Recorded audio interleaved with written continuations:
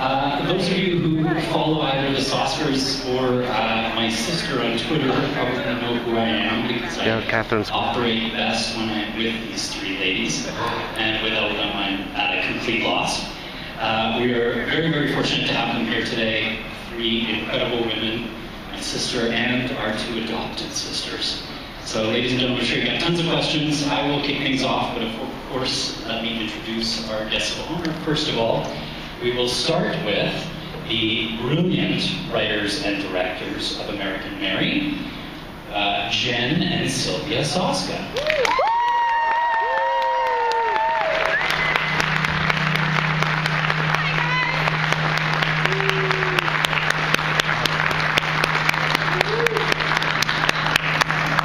Holy shit, this is his Guardians is next, right? Guys, when it's the Guardians panel, tell my co-worker we say bye. I'm standing under the table. I'm going to be a surprise. And then, of course, joining us, Mary herself, ladies and gentlemen, Catherine Isabel.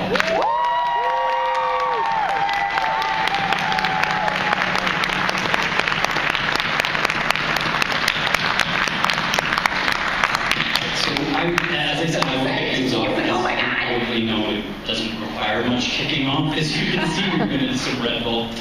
So I'll ask the first question. One of the questions that everybody always asks is, where did the idea for American Mary come from? I'm not going to answer this. This is you. It's all you. Okay, keep faces at Kate. Hi, Katie. No, I should talk. So there's this website called BME.com. It's Body Mod Extreme, and the first time I ever saw anything for body modification was in April's Fool's Prank, which at the time I didn't know was bullshit because it was a photo diary of two identical twin brothers. One had his arm amputated and then grafted onto his brother's chest plate, and the other one had his one finger removed, his ring finger, and put onto his other one solo brother arm, like finger, so he had an elongated one. And they had the surgery pictures, but the thing that really creeped me out was they had a love letter to the surgery saying, you have to be an identical twin to understand why we did this. I was like, oh! Never sleeping again. But my mom always said, if something scares you, it's due to a lack of education. So if you're afraid of something, get to know more about it. So I would go on BME and pretend I had like an infected 7-sized penis. And people were really nice, like me, I was a different person. And my fascination turned to admiration. And then when I told them I was doing a movie about it, nobody returned my emails. I was like, oh, fuck. Sorry, you guys. I know I went about the most crazy way to do it. Talk a little bit about your influences as children. So, your mother in particular, and Poltergeist, and she exposed you to it. Yeah, I love my mom for everything. You know when you're little, you want to be your mom, and you're like, my mom's the coolest. My mom is actually the coolest. My mom's cooler. Also, Josh and Katie, my mom's side.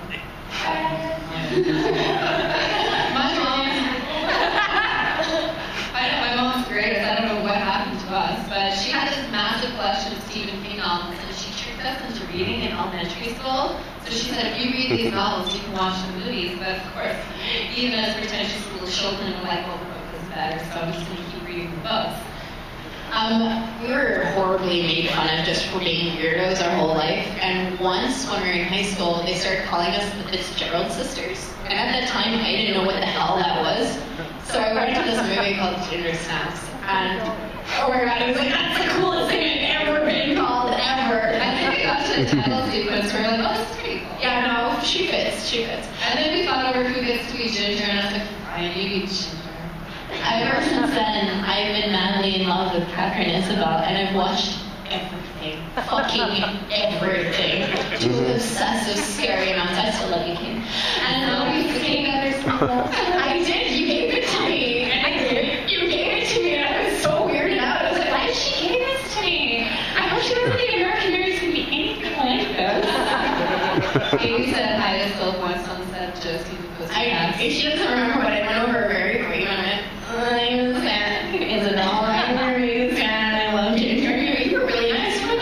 Yeah, I don't think it's real. You were really nice. And every movie I watched, I always wanted, I female characters, you find out you're the girlfriend, or you're the love interest, or you're some two-dimensional trophy at the end of the movie. And I was like, wouldn't it be cool if you had Catherine doing all these crazy things, like being super funny and awkward and innocent, and being severe and crazy, and being, of course, Billy's ultimate fantasy, Bloody Mary. I think she's everyone's ultimate fantasy. She is. She's prettier in real life.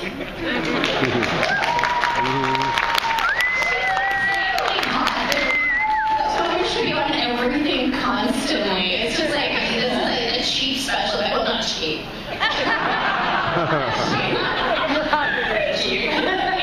Inexpensive in comparison to an explosion, perhaps, but saying that. We pay her in Canadian, so.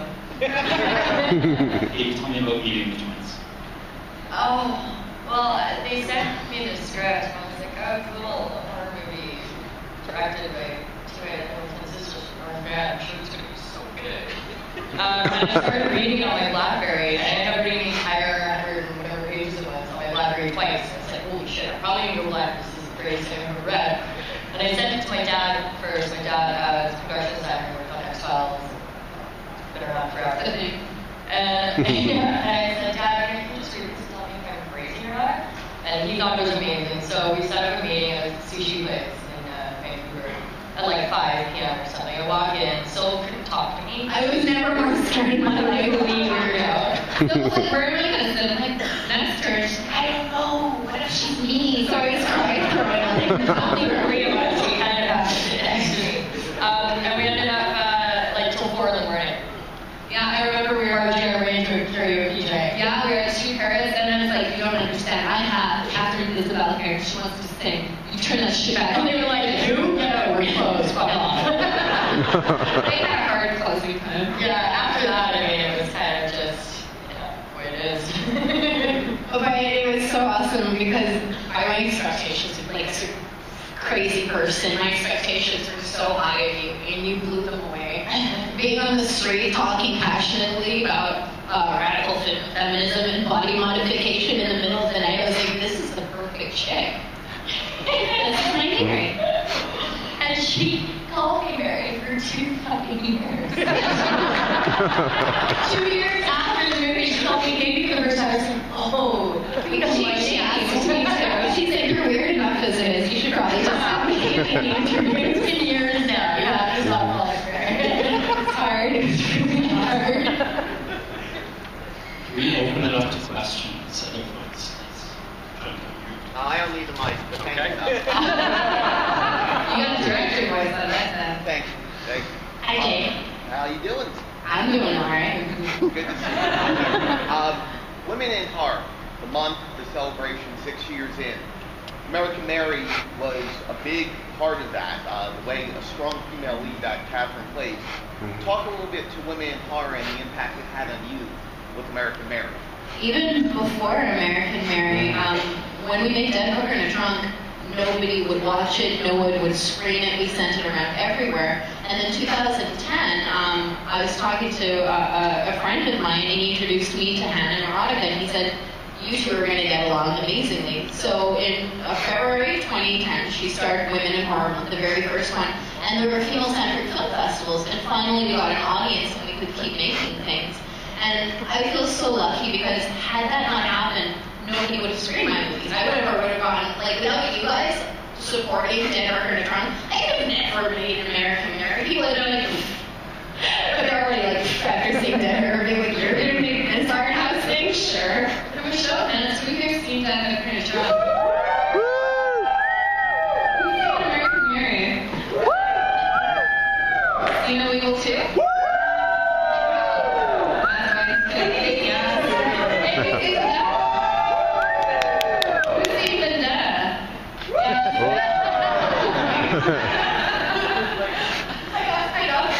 Thank you.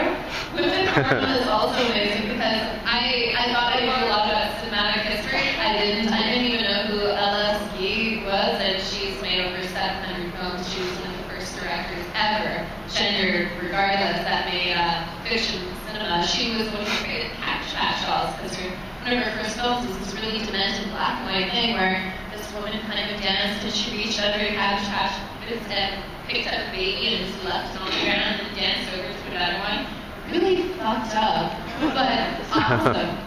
Yeah, and it's amazing. Like, of course, I'm a frothing at the mouth fangirl for Katie, but Katie's kind of the picking person, scream queen. She always takes these very intelligent, different characters. I don't know if any of you guys are watching Hannibal. Yes. Rockin'. Loved Margot, and they cut her out of the movie. So imagine the brain explosion when I found out this was playing Margot. I was like, oh my god! Mm-hmm. It's like I made it happen with my brain. She really did take all the credit for it. Tell us about, Katie, tell us about the experience of auditioning. Oh, I just follow Mass around all day long. I actually got the job due in part mostly to American Mary.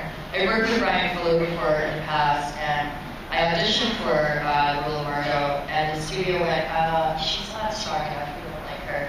And Brian Fuller plunked a copy of American Mary down on my desk, and he watched it and was like, no, she's good, yeah. So I signed her up.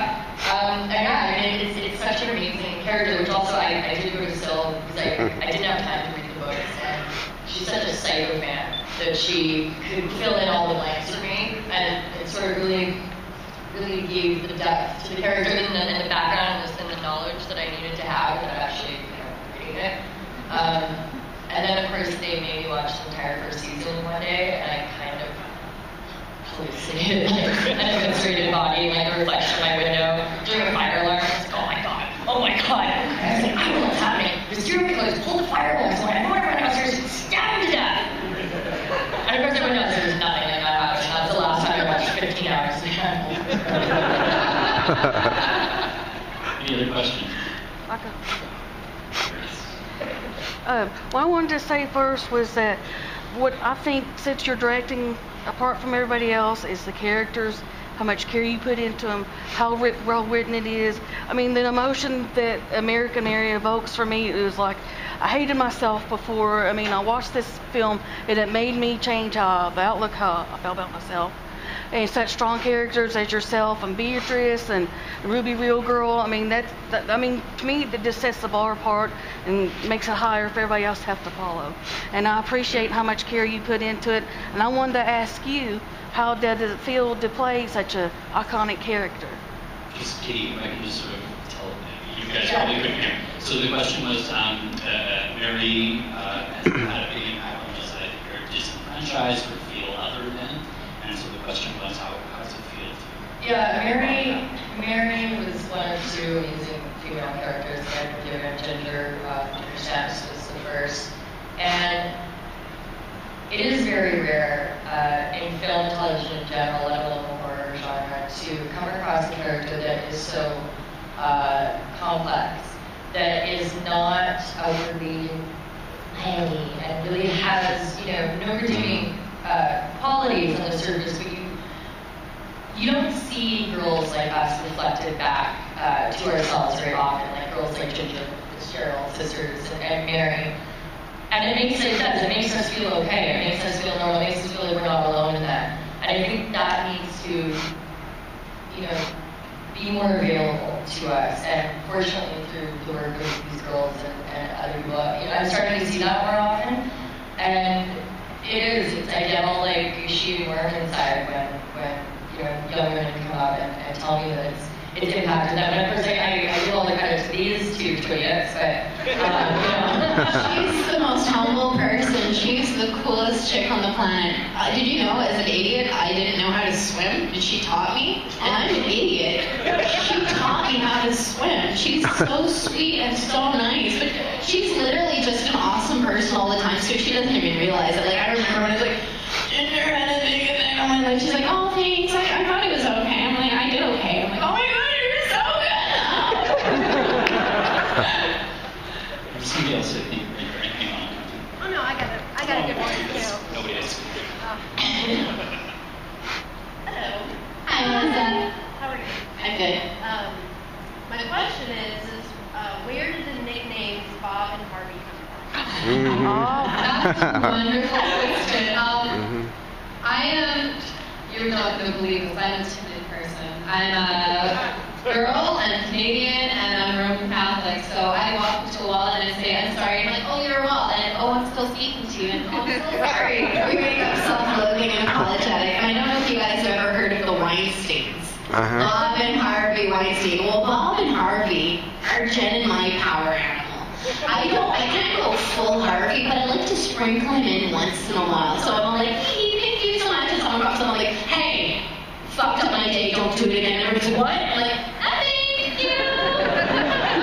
They're awesome. Also, everyone's pretty humble beginnings. I mean, they had money in their family, but they built themselves up to be like the badass motherfuckers of Hollywood. Like, there's a lot of assholes in Hollywood, and I say that in a loving way. They're the best assholes in Hollywood.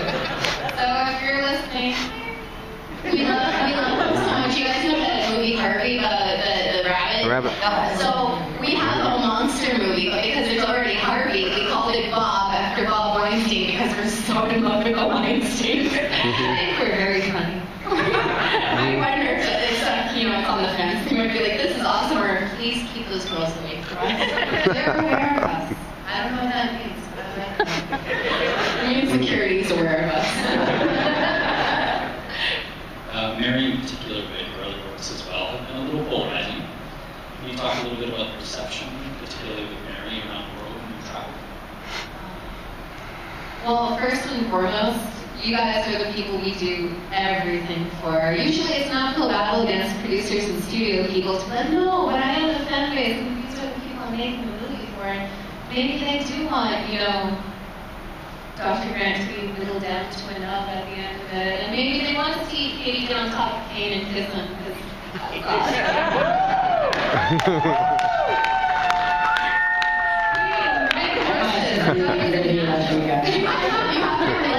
That was a teenage boy before, and we're like, that's gonna be Katie, and we're like, we have to get Katie to kiss Kate, because her favorite was I didn't know how big he was, but you ride horses, I thought you'd be alright.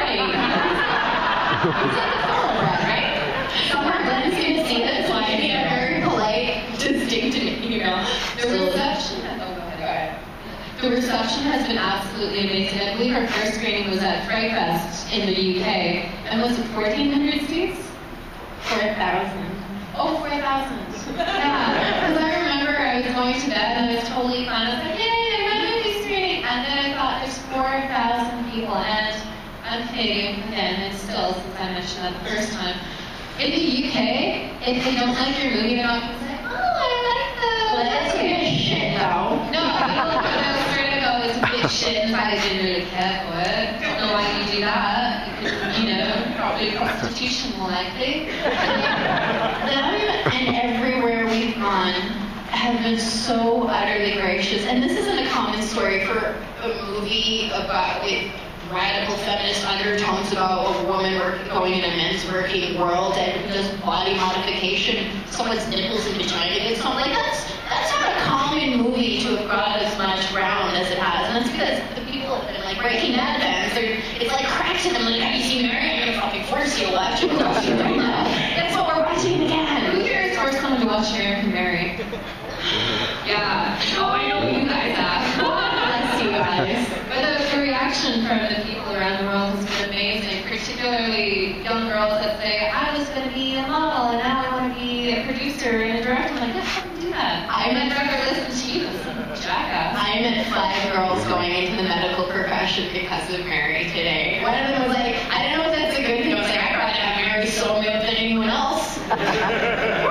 Characters like Ruby and Beatrice, we have a huge transgender audience as well, and that's really important to us because we're firm believers. We don't judge people on what's on the outside, and this is just a meat suitcase. You can look like whatever the fuck you want, it doesn't matter. And I will fight to the death for people to have the right to be equal and look like whatever the fuck they want, not just, the American Hollywood cookie cutter ideal of what's considered beautiful. Everyone's beautiful. Yeah.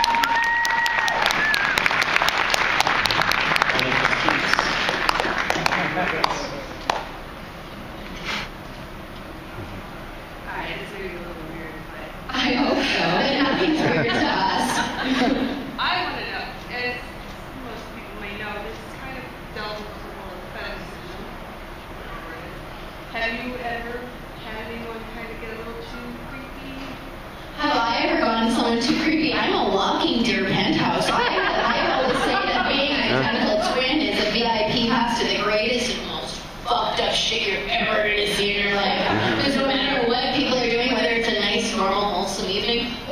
fucking batshit, let's get arrested, hide a body. Everyone loves identical twins there for some reason. And I love adventures. I'm like, sure, I'll go to the clubhouse. What's that? I'm also talking about the whole amputation, modification part of American Mary. Have you ever had anyone kind of...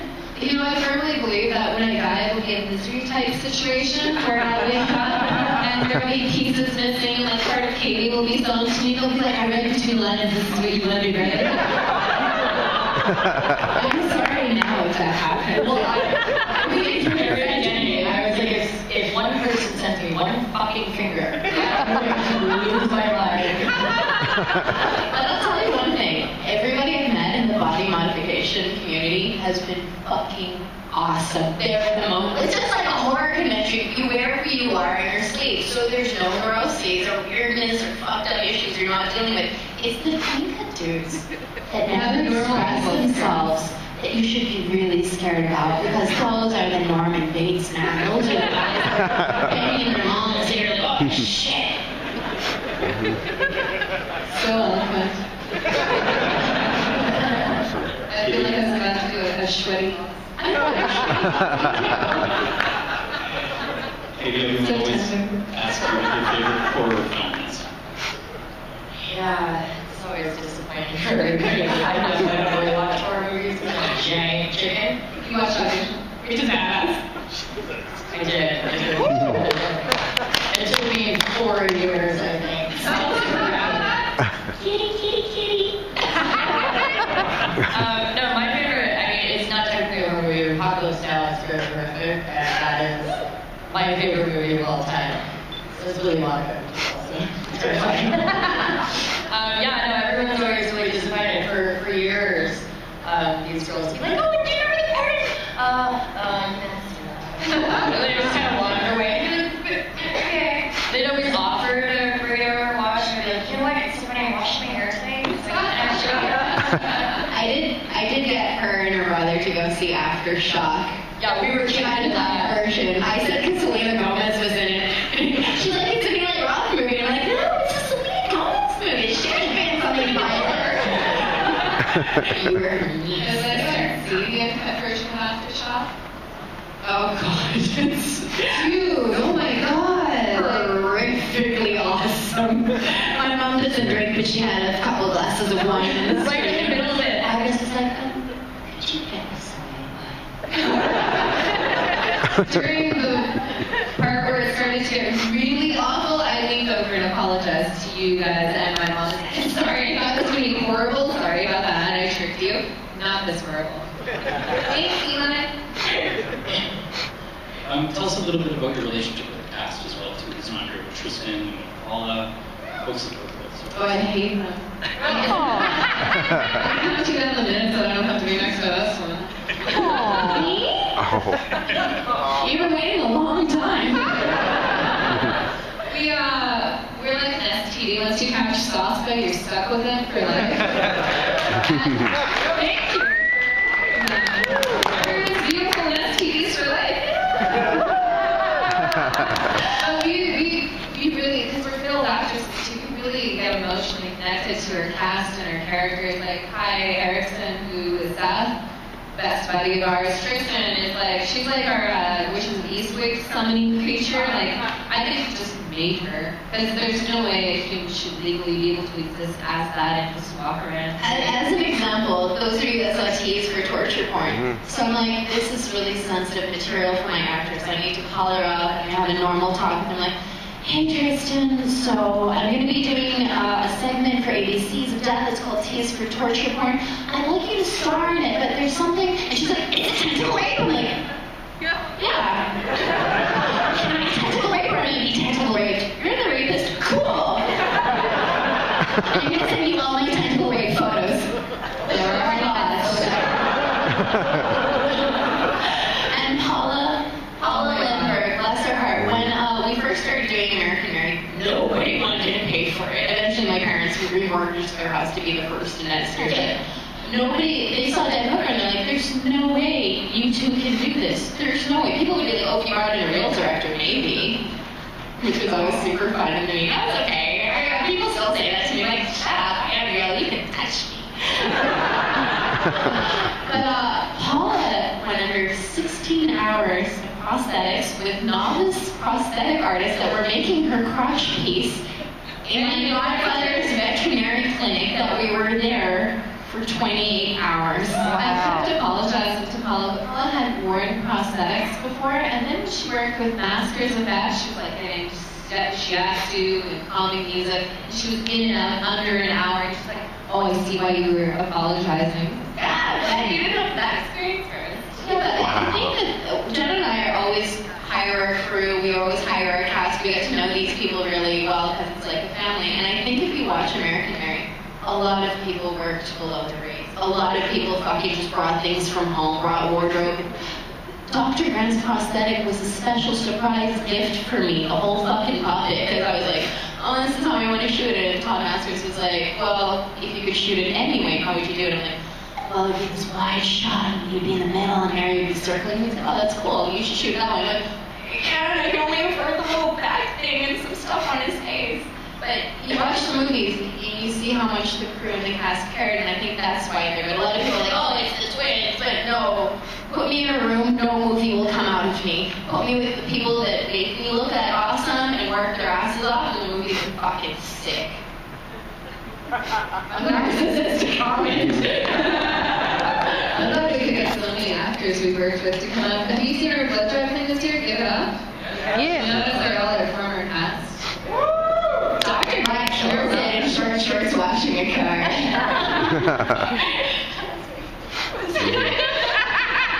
John Tracy was so serious. Hey, what was your favorite naming, torture, death, whatever scene that you enjoy working on?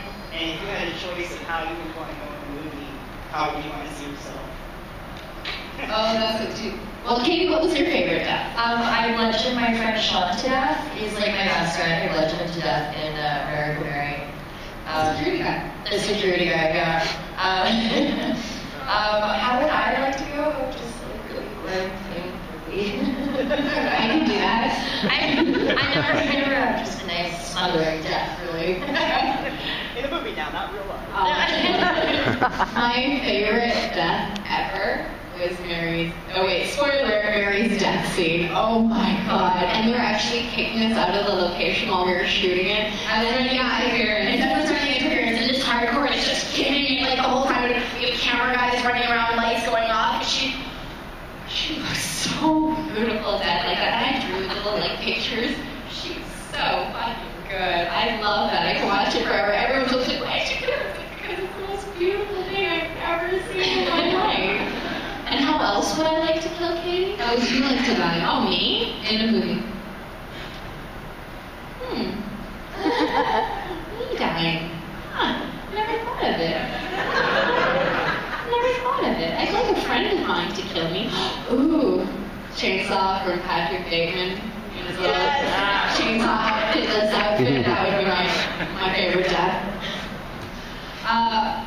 Sorry if you haven't seen Teen Evil 2. I love the way we killed Danielle, because after we killed Katie, we were like, fuck you, okay, fine, it's gonna be Danielle, but fuck you for killing her again. And it's the most pissed off reaction ever. When she gets gutted, everyone goes, oh! My favorite was like, one guy goes, what the fuck is this? Where are they? And I just love that, because my favorite director is Joss Whedon. Joss Whedon, I was on Share. Yeah, I'm dressed as fucking Will. Oh, I think Joss a little bit. Do you? I do, and please don't call him Josh Whedon. I love it when someone says, I love Josh Whedon. Oh, is he his brother? But I love that. And then I love a good man cry actress, so Seth just losing his shit after. How do you want to go? Oh, slowly drained by Lestat the Lion Court and Louis de Prince-Lac. Oh my god. She's drained. When he invites that chick's tit in me. Wow.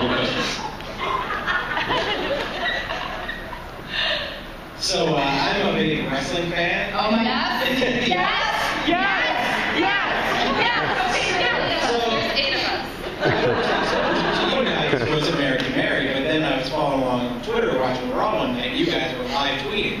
So I want to know, like, where does your love of wrestling come in? How'd you guys get hooked up with WWE for WWE films? I fell in love with wrestling one summer, one fateful summer, I think in 1997. I was channel surfing. 1996. It was during the Kane intro storyline, and I didn't see wrestling first. I saw this fucking god addressing the audience and saying, I want you to listen to my side of the story. And I'm like, who is this and why am I not married to him? Obviously, it was The Undertaker, and we watched all through, like, you watch wrestling, and there's just something fucking magical about it. You get sucked in. It's like, oh, it's stupid, it's great. No, it's awesome. It's great. It's like a superhero soap opera where they snap each other sometimes. And when we saw, we were Shawn Michaels and Undertaker fans, and we were watching Bad Blood, and Kane was released. So after American Mary, everyone said, hey, can you make a surgical medical horror film starring Catherine Isabel for under $1 million? Like, yeah, you should do it. I just made that. And that's literally all they fucking wanted. And every other script we were getting was like super rapey, horrible things to be like, we need a girl director. It's like, no, I'm not doing this misogynistic shit. Goodbye, street credit. So we got the script for See No Evil 2, and our rep said, keep an open mind, it's WWE, and of course, fangirling. Originally, at the end of See No Evil 2, there's going to be a cameo from The Undertaker.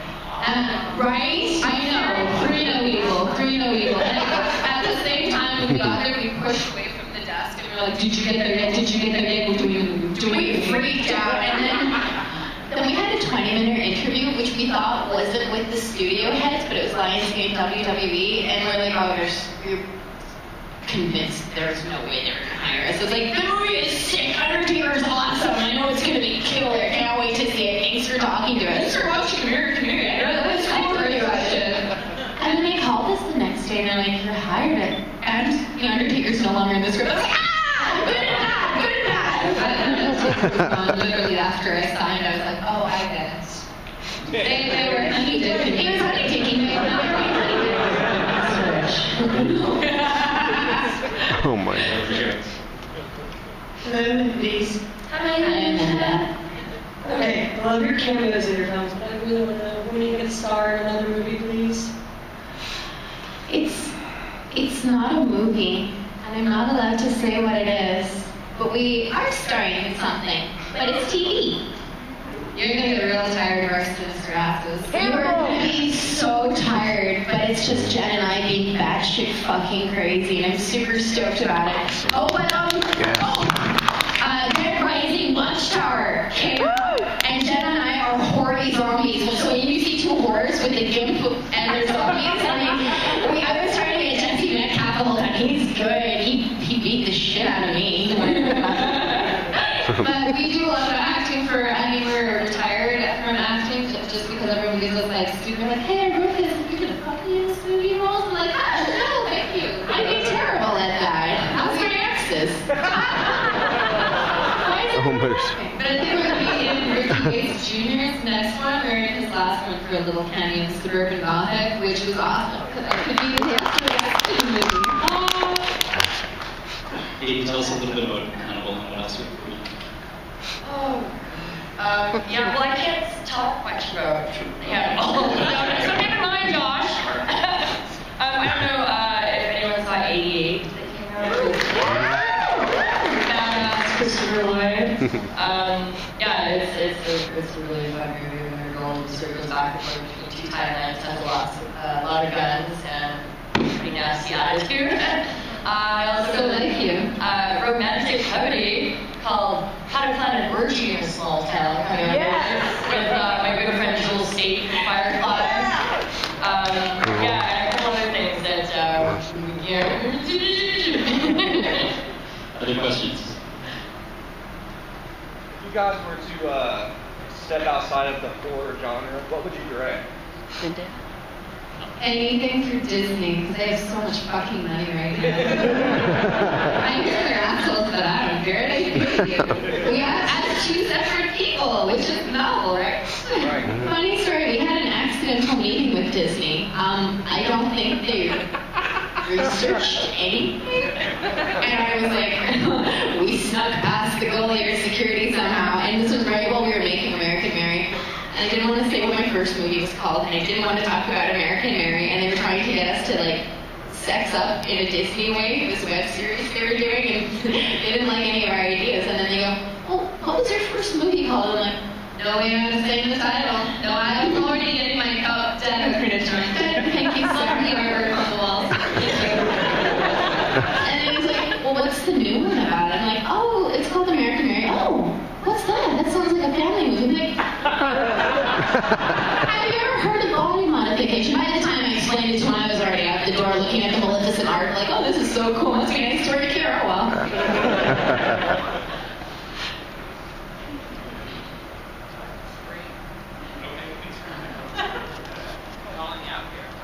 Hi, love. Okay, so we all know that Ruby could talk her way out of a shallow vagina and missing nipples. But is Beatrice dead? Show hands, who thinks Beatrice is dead? None of them want to believe it. You know, I always tell Tristan that. Everyone's like, "Fuck you, twin. Shoot it, though." You know what? I think she's going to need just more elective surgeries. We left it open to interpretation because I hate when you go see a movie and it just beats you over the head with what happened. I like leaving with the question being like, "Well, what happened to that person? Well, what happened to that person? Why did she have to die?" And then I'm like, it's a pinky. We actually filmed Beatrice dying, but we cut it before she died. Like, it's too much horrible altogether. But we're going to do like stomp the kitten too, like Oh my. Screw you, audience. Someone. Hey, John. Well, hello there. Finally, all these years. It's my brother. It's my sisters. I'm bragging. I'll say it. I'm bragging. I don't really have a question. I just want to tell you thank you for everything you've done for so many people. And personally for me, and finding more encouragement. I'm the audience member. I'm a little cool in front of my coworker. That's impossible. It's my coworker. But your encouragement, your inspiration to me has been remarkable, because there's so many things that even as I was getting older and I knew I was going to have to face, I didn't want to.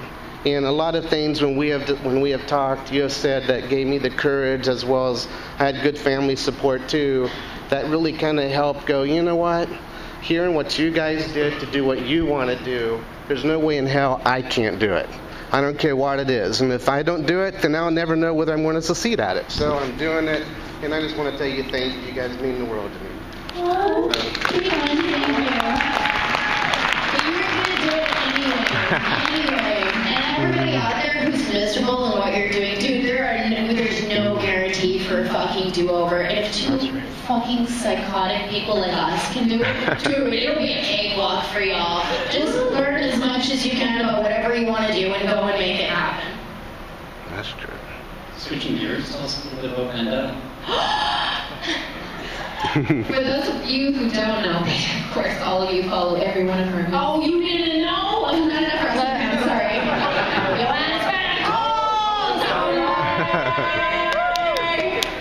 I love you, Vince. There's like 8 of us that are like dying happy. And that is our next movie with WWE and Lionsgate Studios, and it's starring Dean Cain, Michael Eklund, and Paul the Big Show White. All of the above that you've never seen them like before. Dean, if you guys like The Punisher, anyone like comic books and bullshit? We're huge Punisher fans. Unfortunately, we haven't been gifted with making a movie, so this is exactly a Punisher goes to jail to kill the Kingpin movie. And fucking violence. Oh my god. You can kill so many more people in an action movie. We killed 47 people. I was so excited. You had a body count, and every time we killed someone, they got to put their sticker on the monitor. Like, you're dead, bitch. And if you were to tell me 2 weeks before we went into production that Dean Cain is the baddest motherfucker I'm ever going to work with, I would have laughed. I'm like, okay, I believe it. But, oh my god, it's because he has that football background and that military experience. He is so badass. He had a coordinated, complicated stunt fight, at least one, every day. And after he's done shooting, he'd go to the stunt guys, practice his fights, and go to the gym. Like, the coolest guy ever. And my God, he had every reason to scream at us and tell us we were being fucking impossible and not a thing. Coolest dude. And it's out later in 2015 they know that we tell everybody everything always. So they haven't told us the release date, but I think it's going to be soon. I think it's soon. I hope it's soon. Soon is better than us. Please watch it. It's our most violent movie ever. It really upset my mom. Actually, there was one day that one of our crew members said, "Is this the kind of movie you're making?" And one of the crew walked off because they said the movie was too violent. And it was a girl, and she called us misogynist. I'm like, what? Yeah, she was crazy. Because there was a kick in the... Oh, that is misogynistic. I got a question for Katie. I was a big fan of the U.S. version of Being Human. I just wanted to hear your thoughts on how you were on it. Yeah, what were some of your experiences? That was a really, really fun show. The cast is great. It's shot in Montreal, which is beautiful. Hey, Montreal for you? Oh yeah, no, that's good. I'll do that. The only day that was not so fun was being waterboarded in a glacier river in Montreal, like 1800s clothes. My wetsuit floated by lifeguards. They were like, we're just gonna put weights on your ankles and around your waist. Like, don't worry, we got this one guy who's like kind of holding the rope, but don't step out of the stupid area because you'll get slipped down the river and die. I was just like, yeah. This is part for the chorus. I had to eat this poor child's neck, and it was so bad for everybody. But other than those two, yeah, it was just a really fun show. I mean, Because I met Sam and Megan last yeah, are they crazy? So much. They're bad shit. Yeah, it was really fantastic. Good food, good friends, good times, good murders. Other questions? Yeah, Canadian connection. You guys have any friends from National 6 boys at all?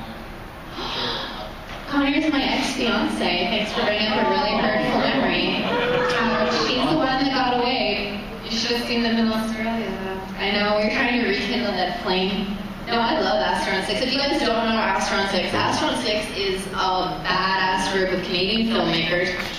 They did Man Work, they did Father's Day, they did The Editor, which if you like Giallo, it's the Giallo Canadian comedy you didn't know you wanted. If you like BBC's of Death too, Steve Kostansky, who does a lot of good visual effects and directing and practical effects, he did W. Scroobish.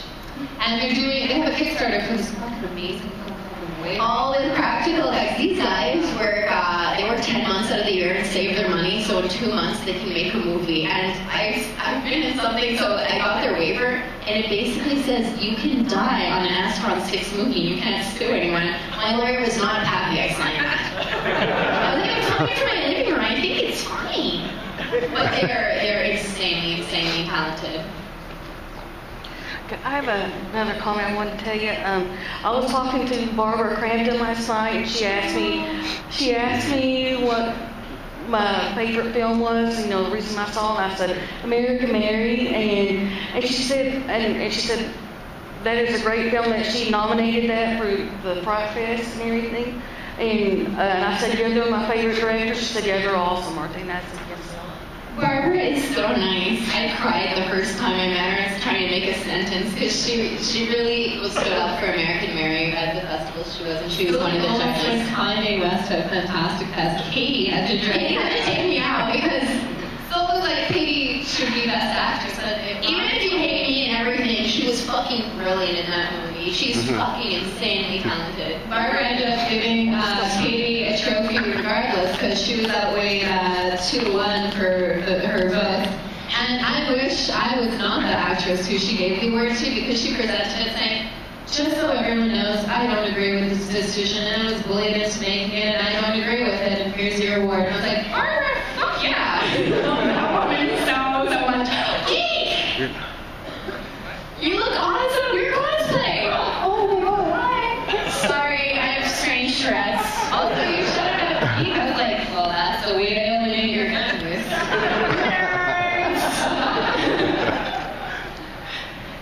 What I liked about too was like you know how like you don't stand like for censorship. And so many great films, I mean, I think get shelved because a lot of people were afraid of the subject matter. I thought, well, if you don't like it, don't watch it. I mean, great films like The Bunny Game, a suburban film. And I like both of those films because, I mean, they stand out from the characters, and I like how you know, and then we're going to try, you want to just balls to the wall, like, we're in your face. I mean, you're just going to like it and deal with it. I mean, we're here to say, I mean, I just love that film. Such great characters. I mean, you can't get any better than that. And also for Katie, I thought you were also great in See No Evil 2. And that was the only time I ever looked at the screen and said, no, what are you doing? No. And then when she got killed, I did go have that reaction. Like, so I went, no. My mom was so pissed. She was so, why did you have to do it like that? She's your friend. She's so nice. That's right, Agnes. Real quick, let me ask about the graphic novel. The family coming on right now. How is that going? And Catherine, what about Jordan? I love it. That was awesome. Great genre film. Thank you. Thank you. Talk a little bit about that, and then Soska's about the fan club. Yeah, Torment is a sort of a home invasion movie we shot in deep forest in Hamilton, Ontario. Yeah, it's one of those things that, you know, you watch it, it's like terrifying and really stressful, but we're just like, oh, this is so fun, you know? Like, we had such a completely different experience making that than what trauma you end up watching. Yeah, Rob and Dunn, like, all those guys were really fun. That house, I wanted to burn to the ground. It was like a legit hoarder's house when we went in there. Oh yeah, it was really, they had like 9 cats. I'm so allergic to cats. I was like, I'm just gonna like snuggle up in 2 carpets like underneath that shitty. If you guys see me. Anyone here comic book fan? Yeah. Jim Way is our favorite Deadpool writer. He also created a character called Dawkins, who, if you don't know him, he's Wolverine's bisexual son. He has pheromone manipulation powers, and he gets off on turning super straight, like, homophobic guys like Bullseye into his plaything. That is for real. That is for real.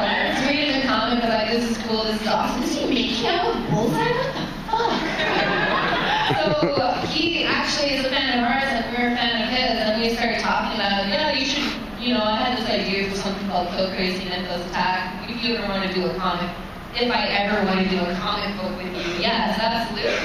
So we started a Kickstarter for it, which was really weird for us because we always put our own money to everything, but this we just couldn't afford to do. And I was like, let's see if people would want to see this. So it's almost like buy the comic and you're making sure that it comes into creation. Holy shit, we're 50% funded in 2 days. The top goal is like $200,000, and we're gonna throw like a killer rap party with like Deadpool strippers, everything like that. Like, I was overwhelmingly kind. I mean, it's so cool.